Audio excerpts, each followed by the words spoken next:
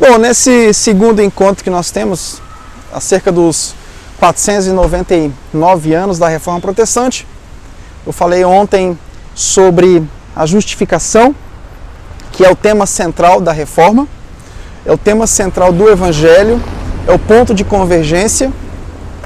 E hoje eu queria falar sobre a diferença de justificação e santificação, porque isso é prioritário para a nossa fé.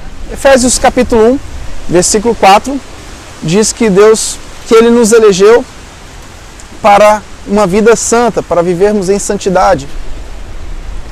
E o tema central da reforma, que é a justificação, deve nos levar ao entendimento da diferença entre justificação e santificação.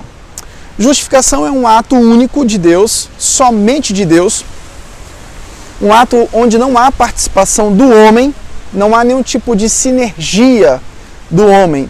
É um ato monérgico, é um ato somente de Deus, através de Jesus Cristo declarando o homem justo diante de si mesmo. E esse ato é de uma vez por todas.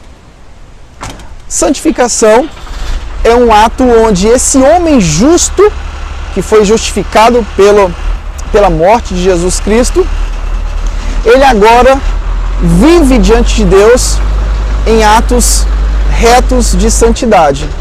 Então, Efésios 1:4 relata que nós fomos eleitos para viver uma vida santa. Nós não somos santos para sermos eleitos por Deus. Nós fomos eleitos para viver uma vida santa. Isso é importantíssimo nós compreendermos essa diferença. Por quê? Porque esse é o dilema da consciência dos reformadores e principalmente de Lutero, no sentido de que eu jamais conseguiria alcançar minha salvação se fosse pela minha própria santidade, porque a minha santidade ela não consegue me elevar a Deus. Somente a santidade de Cristo, ou seja, a justiça de Cristo imputada a nós, que nos fez alcançar esse direito diante do Pai. Então, quando as pessoas não compreendem a diferença de justificação e santificação, elas entram no mesmo dilema de Lutero, a confusão terrível, justamente porque nós não conseguiríamos nunca alcançar a nossa salvação por intermédio da nossa própria santificação. Santificação é um processo decorrente da vida de alguém que foi justificado por Deus. O Abraham Kuyper diz algo muito interessante. Ele diz que a mesma graça que salva o homem é a graça que conduz o homem em santificação. Ou seja, uma primeira graça e uma segunda graça, ou seja, a segunda decorrente da primeira. E só que nessa segunda graça, na graça da vida em santidade, existe algo chamado obediência. Então a obediência, ela funciona também no processo. Então eu vou repetir, na justificação não há obediência do homem, é um ato somente de Deus. Somente Ele consegue fazer isso por nós.